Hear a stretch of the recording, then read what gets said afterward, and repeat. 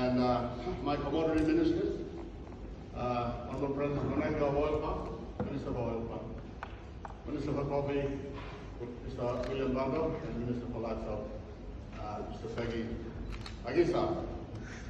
So thank you for the opportunity. I have a PowerPoint, and I am here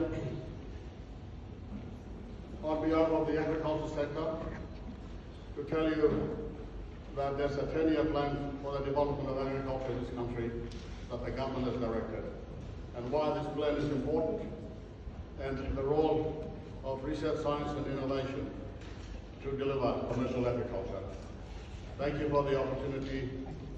I used to be director of NARI and DAL, and then when I took the job, the development of the agriculture sector plan had already been started by now the Director General of NARI, Dr. Simbakan, when he was acting director, acting secretary of the Department of Agriculture. Please give a clap for his leadership and bring together all the different players come together to put this plan.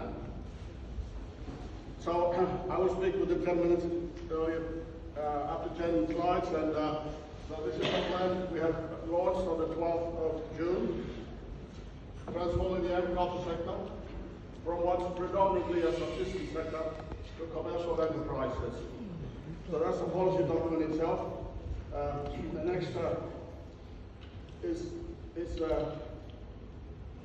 next is a particular agricultural priority area. We call that downstream processing and commercialization. Is the expansion in production of crops and livestock within our country, and then to do downstream processing. So next please. This presentation will be short, that what it is, this National Agriculture Sector Plan, why and how we want to do it, what are the factors for success, and the role of science, technology and innovation that must help to improve agricultural production and productivity. Production is about yield per unit area or production plant or animal. Productivity is about the efficiency, improving the efficiency of an agricultural system. So,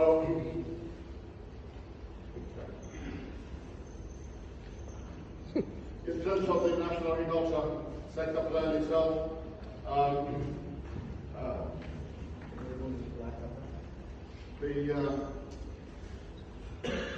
wanted to inform you, as our good Secretary for National Planning has said, by the year 2030 to 2033, we will be, agriculture sector is expected to deliver 30 billion to the economy. And so this is the capex and the money budget that the sector has put together. And it is also, the agriculture sector is expected to generate 2 million jobs by 2033. So I'm showing here that in this next 5 years, we expect to get 45 billion, and then every year in the next 4 to 5 years, each of our commodity sectors will get this amount of budget the next 4 years, and then in the next phase of the plan, another similar amount, so that by the end of 2033, we expect our commodity crops to deliver so many billions in terms of forex, in order that we will contribute to the government 30 billion. And dear Secretary Samuel, this is our plan, and we will work hard in order that we will deliver to our government's target.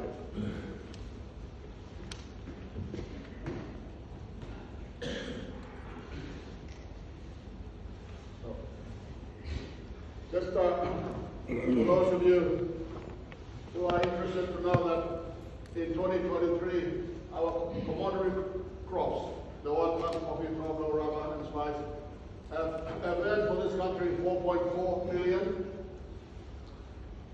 with oil palm living at 2.4 billion Kenya. So this is where we are now.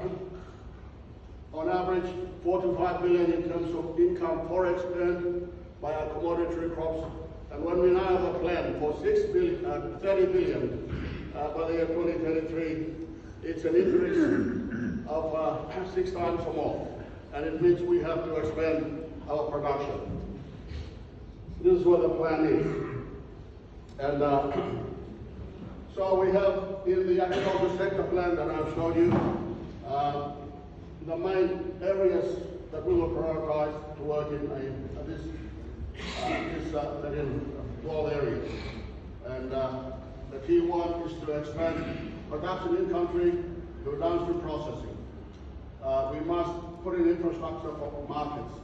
We must mobilize land for commercialization.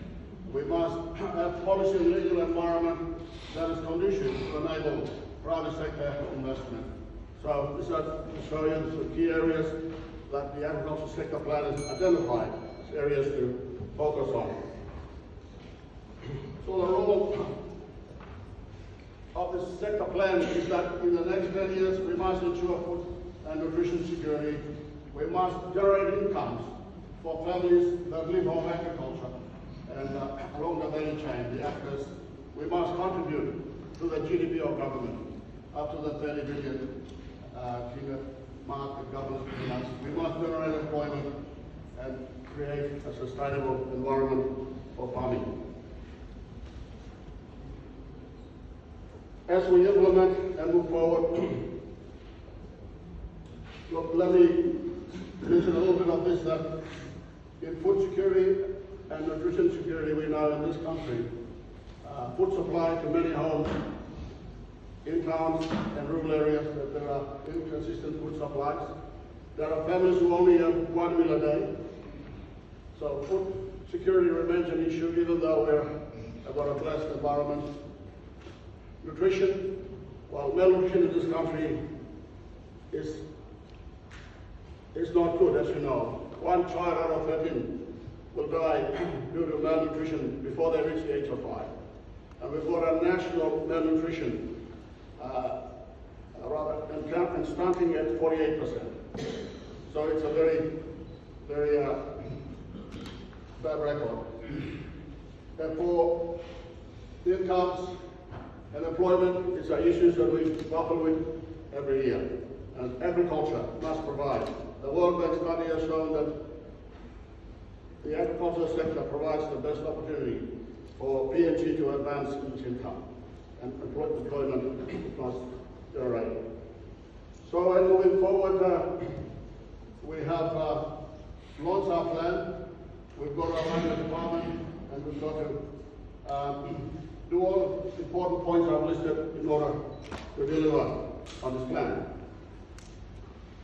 Now to the key inputs or factors that will make this agriculture sector plan successful is that we need capital, we need investment. The government, through the National Planning Department,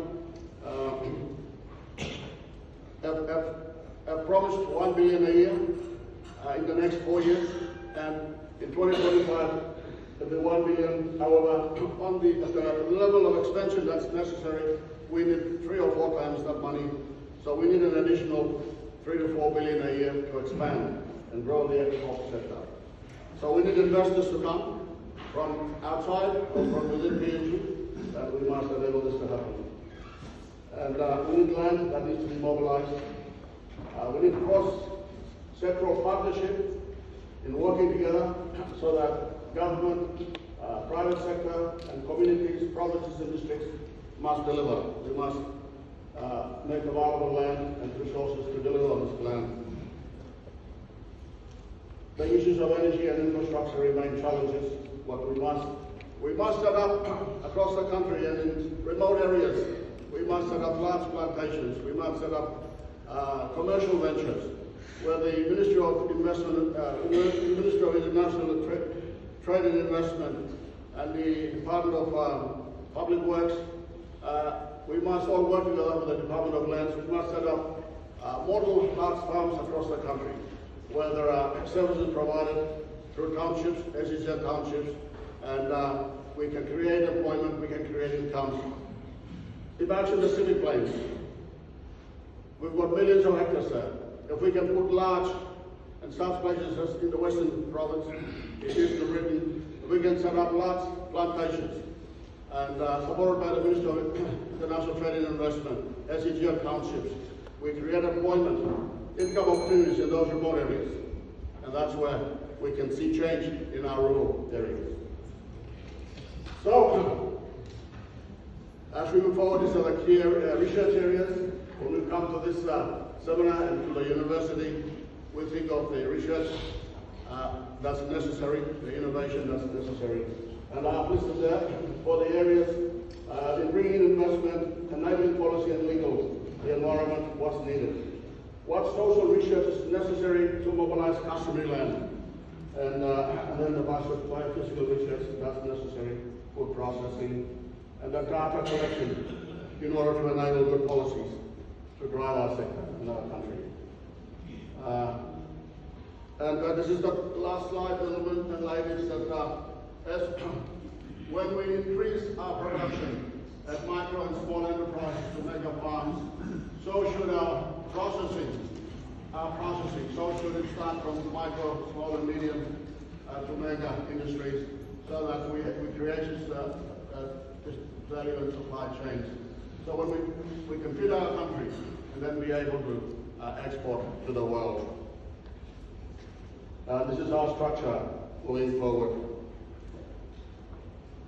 So, Vice Chancellor, we are Christians and we believe in God through our Lord Jesus Christ for our spiritual salvation and prosperity. For Papua New Guinea, for its physical development, progress and welfare, agriculture commercialization must take off. My brother, Secretary, Mr. Kodi Samuel has said this, he has expressed this concern.